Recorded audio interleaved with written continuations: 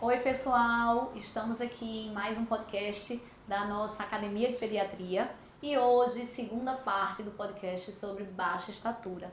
Então lá no primeiro episódio, se você ainda não escutou ou ainda não viu no YouTube, corre lá e assiste. Tá bem interessante, e a gente falando sobre como diagnosticar a baixa estatura, quais os dados importantes, o que é que tem de relevante no exame físico, na sua consulta, o que é que vai lhe ajudar a seguir em frente com esse paciente com uma suposta baixa estatura, tá? E agora nós estamos aqui com Felipe Marinho e Amanda Pereira para a segunda parte, em que a gente vai trazer quais as causas da baixa estatura, como manejar, quando encaminhar esse paciente para o especialista. Então, se liga aí que teremos dicas de ouro. Vai lá, Felipe. Oi, pessoal. Então, Felipe Marinho aqui, pra gente continuar essa nossa conversa.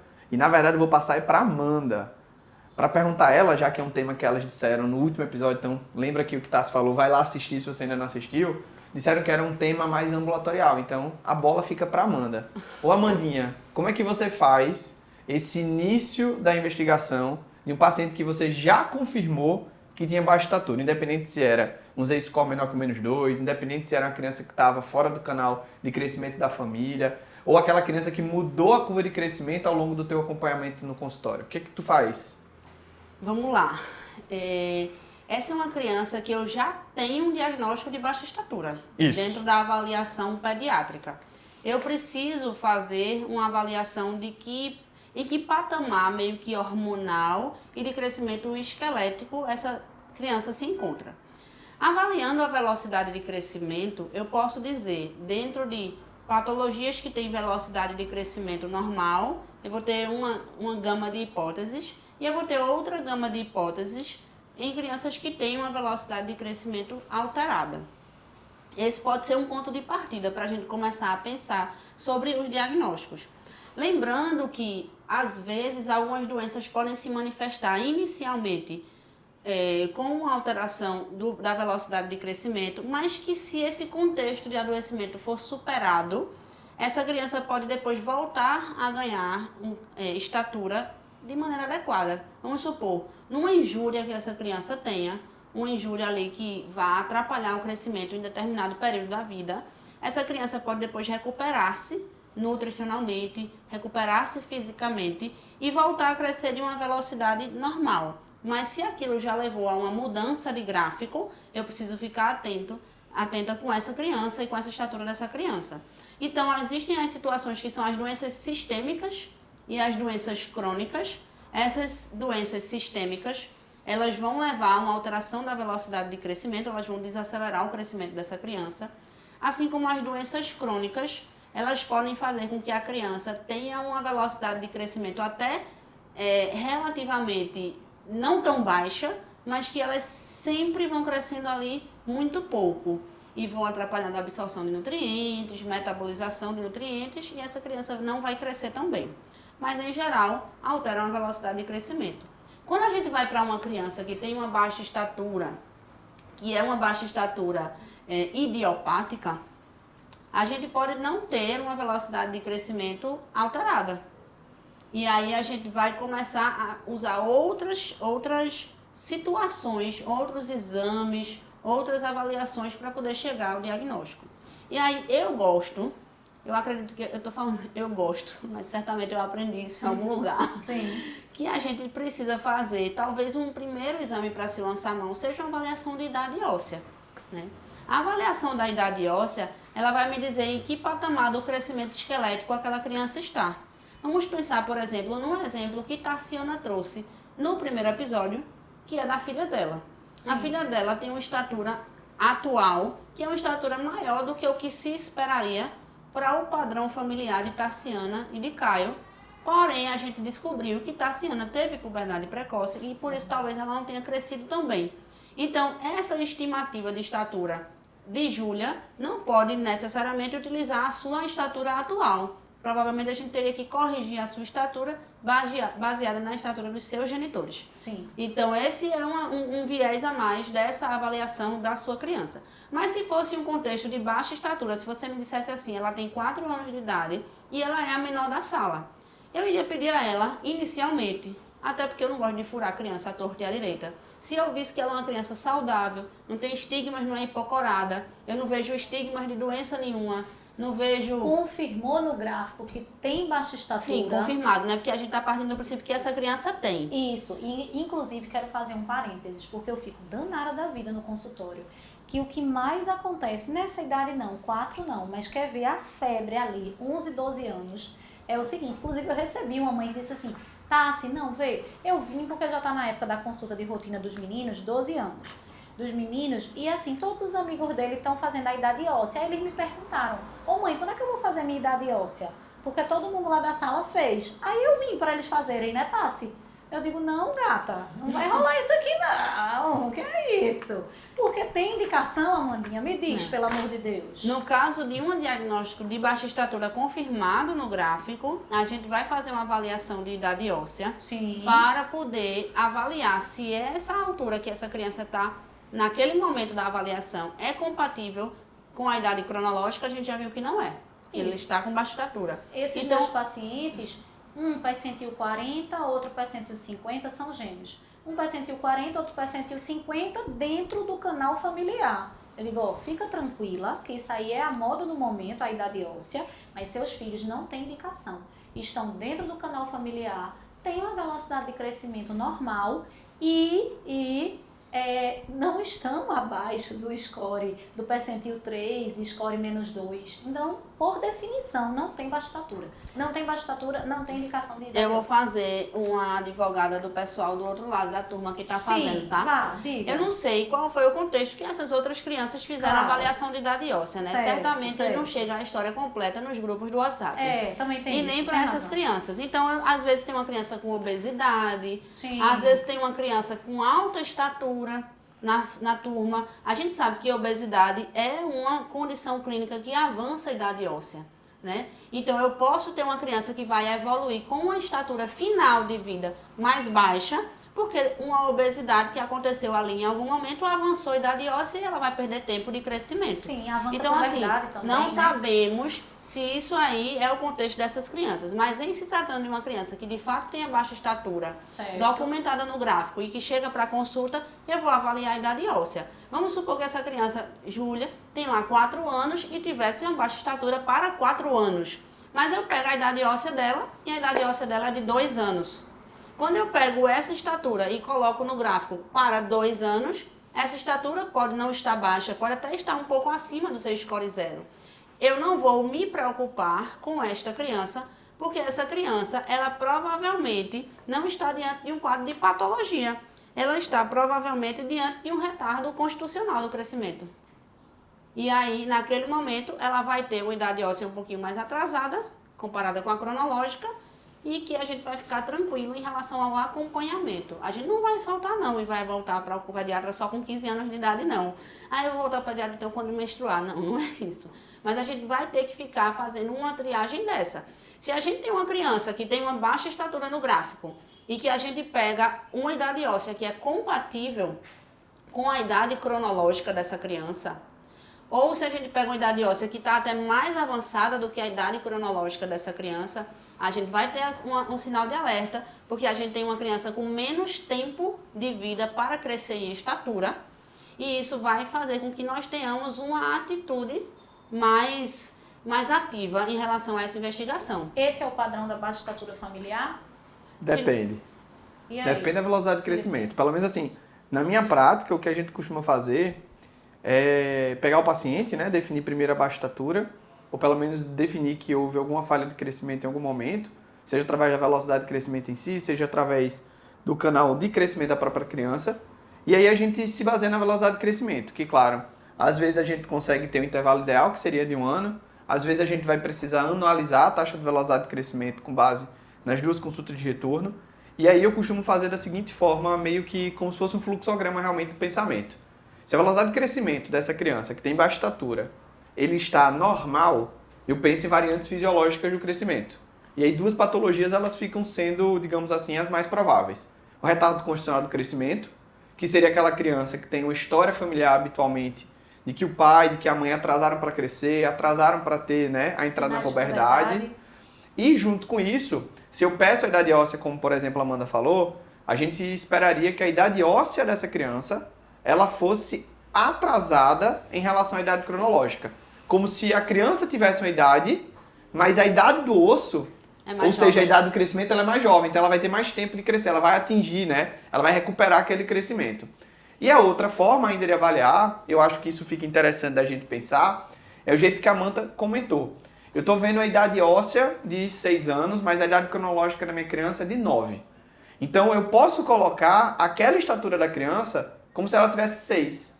Para definir qual é o canal de crescimento da idade óssea da criança. Porque isso pode me trazer ou uma preocupação adicional, ou às vezes eu fico até mais tranquilo. Opa, a idade óssea ali está compatível com o que eu estava esperando para aquela criança. Então, isso seria o retardo condicional de crescimento.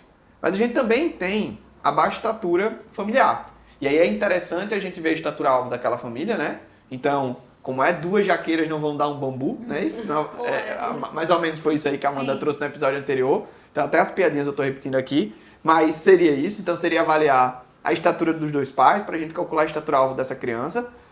Então, aquela criança está numa família que é mais baixa. Então, ela vai ter uma velocidade de crescimento que, apesar de normal, ela está tocando aquele limite inferior habitualmente. Então, ela não é uma baixa estatura patológica. Ela está dentro do que a genética dela propõe. Claro que a gente precisa avaliar qual foi a condição daqueles pais em relação à baixa estatura, porque às vezes a gente está falando de pais que tiveram alguma patologia que não foi diagnosticada, mas o habitual é pensar da seguinte forma. Os 2 pais são mais baixos, o alvo genético dessa criança é mais baixo, a velocidade de crescimento ela é normal, então se eu faço a idade óssea, eu espero que a idade óssea dessa criança seja igual à idade cronológica.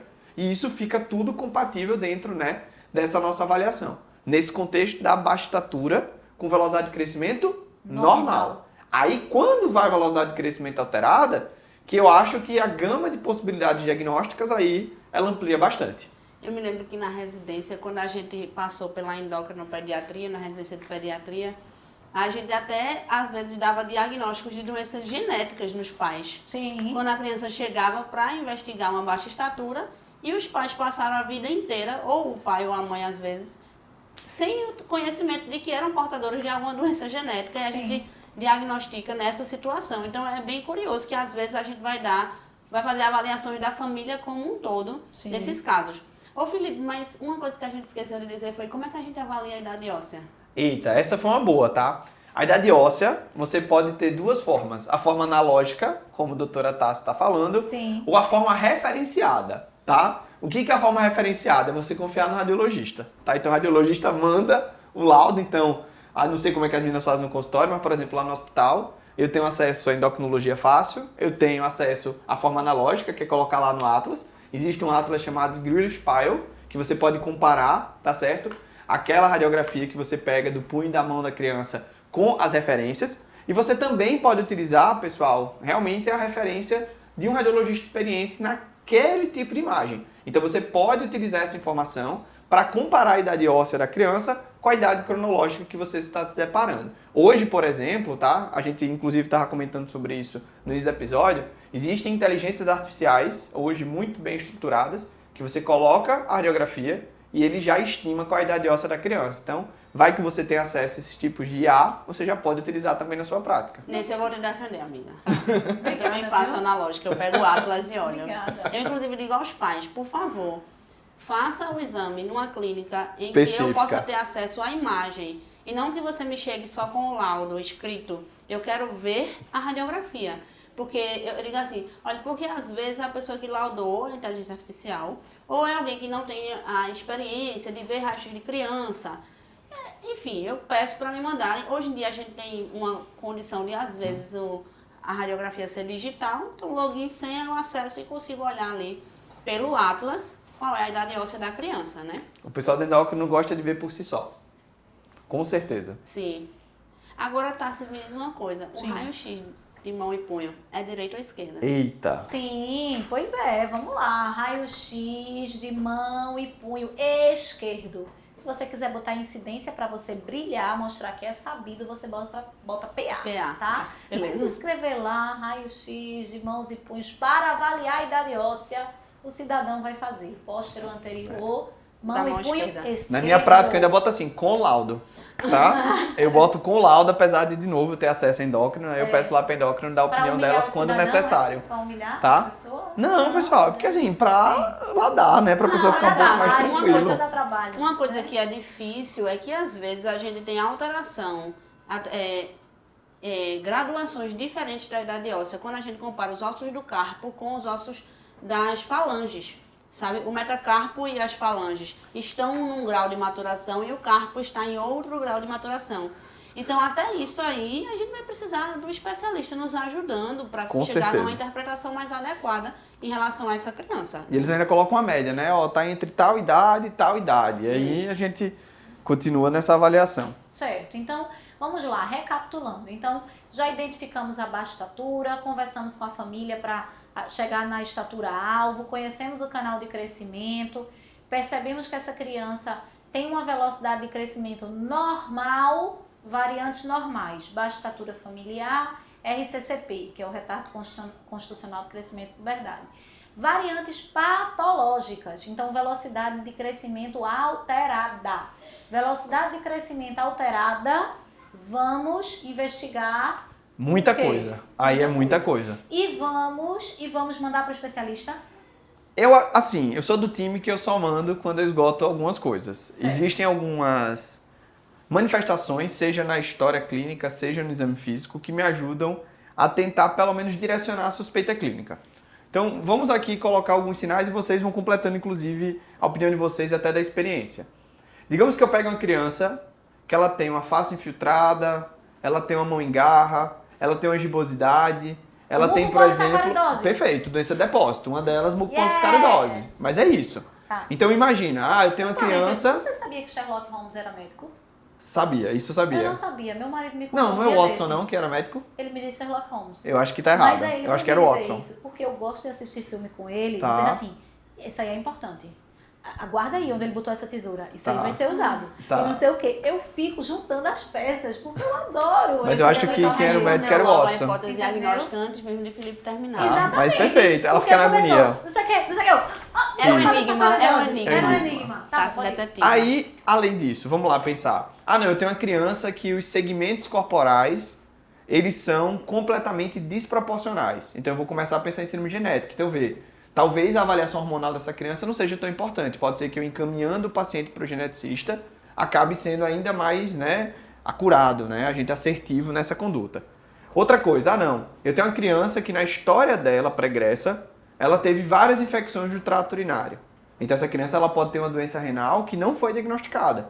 Então às vezes eu posso dar esse diagnóstico utilizando essa informação. Às vezes, na forma que a criança se apresenta, eu já sei qual é a causa da baixa estatura. Não é raro, provavelmente vocês vão lembrar, de uma criança que teve um diabetes mal controlado toda a vida. Então, uma criança que vai ter uma baixa Mauriac. estatura. Existe a possibilidade também de ser uma síndrome de Mauriac, mas a ideia é que doenças crônicas que não foram tratadas de maneira adequada, elas podem cursar dessa forma. Sim. Então, eu consigo direcionar pensando na avaliação clínica que essa criança tem. Então, ITU, tá certo? Associada à doença renal crônica. Pacientes, por exemplo, que utilizaram corticoide por longos períodos, como acontece em síndrome nefrótica, como acontece, por exemplo, em doenças do tecido conjuntivo, Vai um lúpus. Veja, um lúpus que precisou de tratamento intensivo, a criança tem uma doença que precisa de um tratamento crônico. Ele vai ter baixa estatura, provavelmente associada ao uso de medicações. Então, tanto medicação, quanto história prévia, quanto manifestações clínicas e alterações de exame físico que a gente está se deparando, podem me ajudar a direcionar, tá certo? Então, eu acho que esses achados, pelo menos os pacientes que ficam comigo nas enfermarias que eu atendo na emergência, são de extrema importância. Tá? Perfeito. Ô, Amandinha. Mas esses achados, Felipe, eles são os achados exuberantes. Perfeito, perfeito. Porque, por exemplo, eu vou te trazer aqui duas doenças que podem passar até um pouco silenciosas. Por exemplo, você falou até a doença renal crônica. Sim. Ela vem no paciente com ITU de repetição, mas daqui que a criança vai ter manifestação clínica de renal crônico, Perfeito. a gente pode, antes disso, flagrar alterações laboratoriais. Com certeza. E outras duas que eu acho bem clássicas, e aí eu pego na minha prática clínica isso, doença celíaca e hipotiroidismo. Sim. Às vezes o paciente ainda não está com tantos sintomas clínicos dessas duas condições, principalmente de doença celíaca, Com sabe? certeza. É assim, uma sintomatologia que pode ser muito incipiente dentro daquele momento. E a primeira manifestação ser uma baixa estatura. Na verdade, às vezes, Amanda, a descrição doença celíaca, inclusive, é que a baixa estatura é a única manifestação. A gente costuma falar muito de doença celíaca, e isso é até interessante para quem está nos ouvindo, que doença celíaca é aquela imagem clássica de aulas, que é do iceberg, né? Que a parte de cima é aquela parte clássica, que a gente pensa na doença gastrointestinal, com diarreia desabsortiva, com perda de peso, com aquela hipotrofia da musculatura glútea. E para baixo são todas as manifestações atípicas, e entre elas tem baixa estatura de uma causa ainda não definida. Então eu acho muito interessante a tua fala, e isso você faz na prática? Sim, com certeza. Eu tenho mais de um paciente que no rastreio que eu fui fazer de baixa estatura, eu dei diagnóstico de deficiência de IgA e dei diagnóstico de doença celíaca. Não são as mesmas pessoas, tá? São crianças diferentes. Tá. Então, assim, são crianças que, nesses momentos, isso veio até como uma surpresa Para a família. num contexto, para a família e para mim também, né? Mas assim, que peguei faz parte de na uma minha situação de nenhuma. rastreio. Então, eu habitualmente, nos pacientes que eu vou submeter a exames, eu já incluo doença celíaca, hipotireoidismo congênito, Sim. disfunção hepática e renal, Sim. nessa avaliação inicial, provas inflamatórias e um hemograma. Certo. Aí, adicionalmente a isso, dependendo da literatura e do acesso que o colega possa ter na investigação desse paciente, a gente poderia adiantar duas coisas um pouco mais específicas, que seria o IGF-1 e o IGF-BP3. O IGF-BP3 é a proteína carreadora do GH, né? E o IGF-1 é o peptídeo similar ao GH. Então, a gente vai ter insulina-like, né?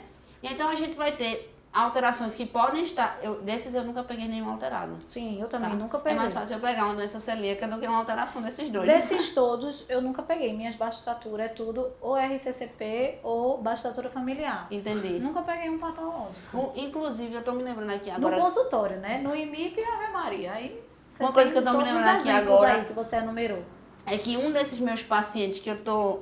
Aqui, que veio à memória, que é uma doença celíaca, ele foi PIG ao nascimento.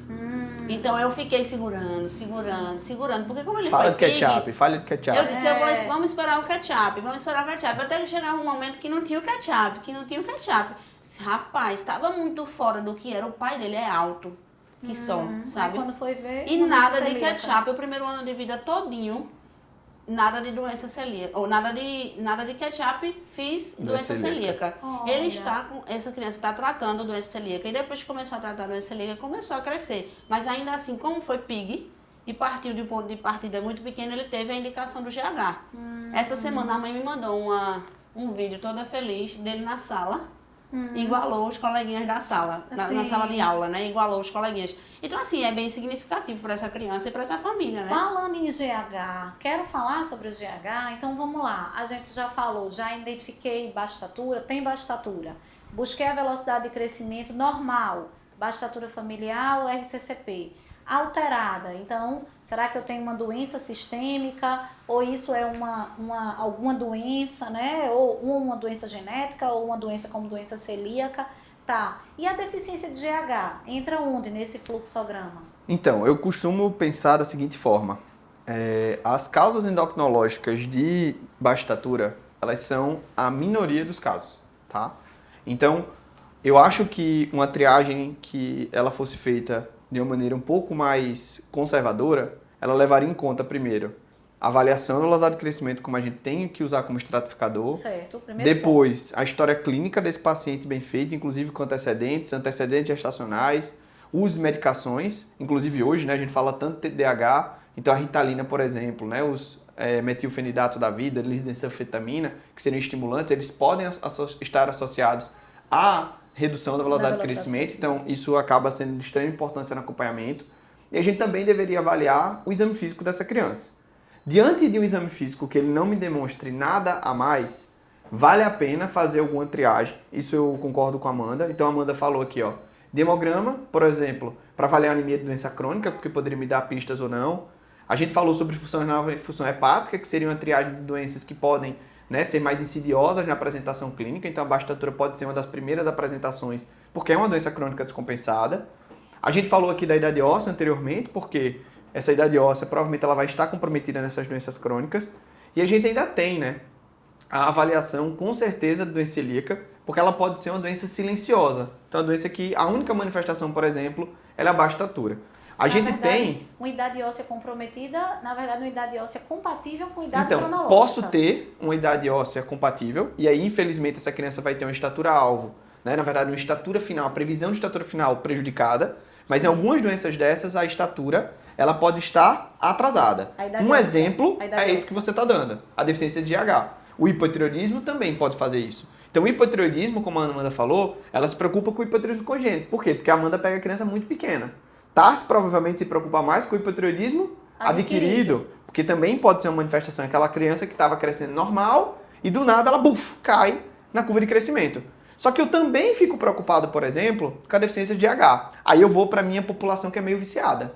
Qual é a população viciada? Pois é, ou é do pan-hipo, né? Daquela criança que estava sendo investigada por causa de uma hipoglicemia, e aí lá na minha avaliação, junto com os doutorandos, com os residentes, a gente encontrou uma estatura menor do que o esperado. Então esse daí é o clássico. Ou às vezes, tá? É uma criança que você nitidamente vê que ela tem alterações de linha média. Então, uma criança, por exemplo, que tem um passado de uma fenda palatina, uma criança que tem alteração da base nasal, às vezes o hipertelorismo.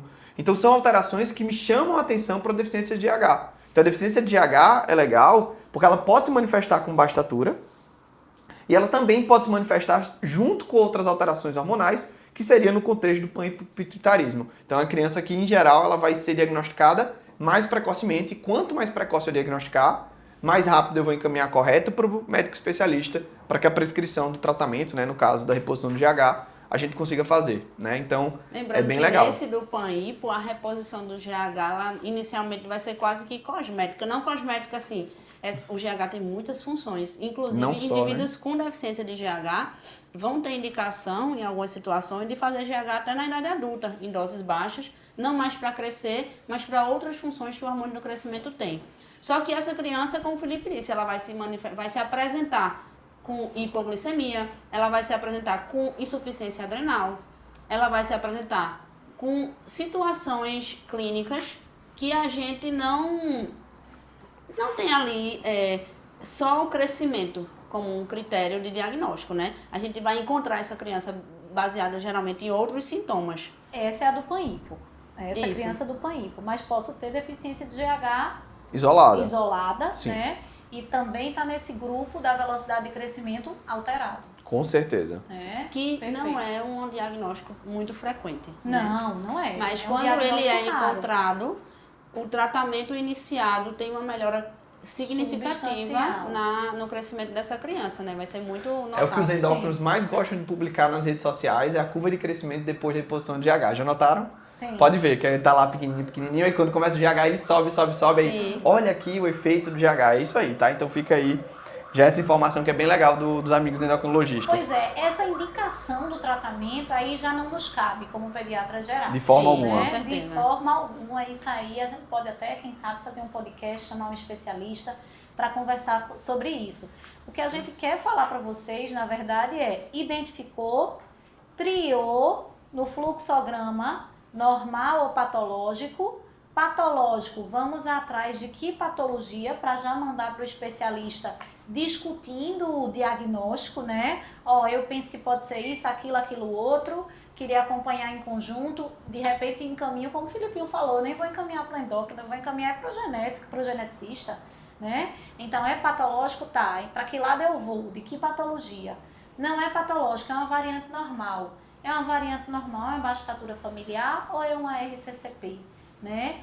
E aí, quando eu vou indicar, então, para o endocrinologista? A gente já sabe que, de acordo de qual patologia, se for um hipotireoidismo, eu vou ter que encaminhar para o endócrino, né? Se eu cheguei ao diagnóstico de um pan-hipo, eu vou indicar para o endócrino. Ou se eu estou pensando numa deficiência de GH e não vejo estigma nenhum nesse menino. Não acho que é nada disso. Será que ele é uma deficiência de GH isolada? Vai para o endócrino para investigar. E nessas variantes ditas normais, baixa estatura familiar e RCCP. Vai Tem pro pediatra. alguma red flag? E aí, manda pro endócrino também? Como Então, é isso? existem alguns sinais, né, algumas indicações que a gente poderia mandar para o endocrinologista quando são casos extremos de estatura, né? Quando a gente tem uma estatura, tipo, no Z-score -3, esse é um caso que é prudente, sim, que seja avaliado pelo especialista, até porque eu acho que a gente fica a um triz de não ser algo patológico. O que né? seria o percentil 0,1. Eita, boa. E que a gente chama de muito baixa estatura para a idade. Isso, Né? então essa criança precisaria, eu acredito que sim, ser encaminhada para o endocrinologista, ou quando essa criança tem uma queda acentuada no canal do crescimento, né? Porque a gente teve uma alteração da velocidade de crescimento, e essa velocidade de crescimento também abaixo do percentil 3 durante 6 meses, ou abaixo do percentil 25 durante 2 anos da vida da criança, a gente sim deveria ter uma avaliação do endocrinologista. E Sim. assim, eu acrescento uma coisa da prática clínica, principalmente para os colegas que talvez estejam num contexto que o acesso ao especialista não seja tão imediato, ficar atento nas questões de puberdade e nas crianças que já estão próximas à idade de puberdade fisiológica. Esses têm prioridade. Porque essas crianças, talvez, demorar para ir para o especialista vai ter um prejuízo muito maior do que numa criança um pouco menor. Claro. Né? Obviamente que se a gente tiver a possibilidade de mandar o pequeno já para evitar chegar, o mais jovem, já para evitar chegar na puberdade com uma situação tão drástica, é importante. Mas não atrasar o encaminhamento do paciente que já está próximo à puberdade, porque aí a gente vai ter o fechamento das epífises de crescimento e a gente não vai ter mais o que fazer em determinados momentos. Eu sei que não é muito o objetivo desse episódio a gente falar da questão de puberdade precoce, eu acho que até vale a pena a gente gravar um sobre puberdade precoce, Sim. mas ela entra aí como outra possibilidade, né? Não diagnóstica, mas como quase, eu diria, um efeito colateral.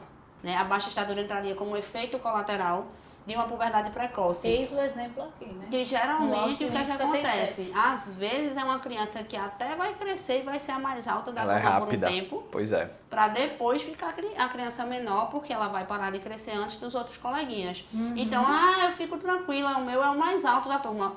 Peraí. Calma. Também não. Vamos ficar atentos também. Hoje nós conhecemos sobre disruptores endócrinos, hoje nós conhecemos sobre muitas coisas e precisamos ficar atentos se a gente não está tendo algum gatilho de puberdade nessa criança que é a mais alta da turma. Sim. É a mais alta da turma e os pais não estão justificando esse canal de crescimento dessa criança, a gente precisa também ficar atento, né? Claro, claro. Com certeza. Perfeito. Acho que é isso, né, pessoal? Com certeza, doutora Tarciana. Foi. Acho que ficou um podcast bem explicativo, Prático. prático, conseguimos fazer fluxogramas aí de acompanhamento. Então vamos nos despedir, né? O nosso Com certeza, objetivo, né? era que todo mundo ficasse assim com... Primeiro, revisar como a gente mede uma criança, que a gente viu no episódio passado, como é que a gente coloca no gráfico, que a gente viu no episódio passado, como é que a gente calcula a estatura-alvo, como é que a gente calcula a velocidade de crescimento, que a gente viu no episódio passado. Então, se você começou por este episódio, Já volta. volta para o episódio passado para poder complementar o conhecimento. E aqui a gente trouxe um pouco do que a gente vai fazer a partir do momento que a gente encontra uma criança que a gente põe. Dentro das definições, eu sei quais são as definições, eu medi direitinho, essa criança tem baixa estatura. O que é que a gente vai fazer a partir daqui? Uma coisa que é muito comum, só para a gente finalizar, é que essa família, ela chega perguntando o que é que eu faço agora, né? Até a gente concluir essa investigação, até a gente dar passos terapêuticos, que pode vir a ser um hormônio ou outra coisa terapêutica. O que é que eu faço agora? Eu dou mais comida? Eu coloco no esporte? Sim. Eu faço o que com essa criança? Ele tem que dormir mais cedo porque ele dorme tarde? Então, assim, uma coisa que eu falo é modificação de estilo de vida. Eu acho que Ajuda é em tudo. pilar de tratamento de absolutamente tudo que existe hoje de conhecimento em saúde. Para tudo, atividade física é bom.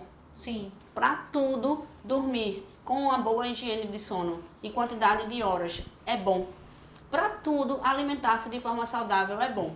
Então, eu reforço para essas famílias que vêm com a queixa de baixa estatura, porque termina que elas se engajam um pouquinho mais em melhorar essas coisas que talvez não estejam tão adequadas. Mas, em geral, essa é uma orientação que a gente que faz pediatria geral dá para todos os nossos pacientes, né? Isso. Beber bastante líquido, boa alimentação, atividade física Diminuir o tempo de tela.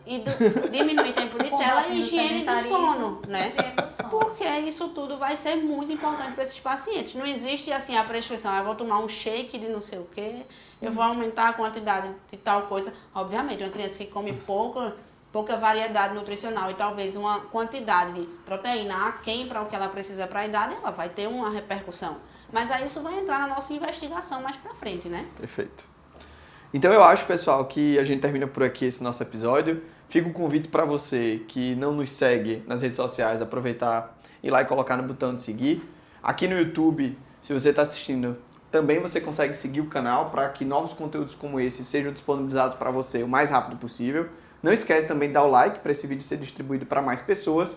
E lá, também no seu tocador de podcast preferido, você também consegue nos seguir. Então vai lá, aperta, porque quando o novo episódio estiver disponível para vocês, vocês vão ter acesso. Então, muito obrigado pela presença e até o próximo.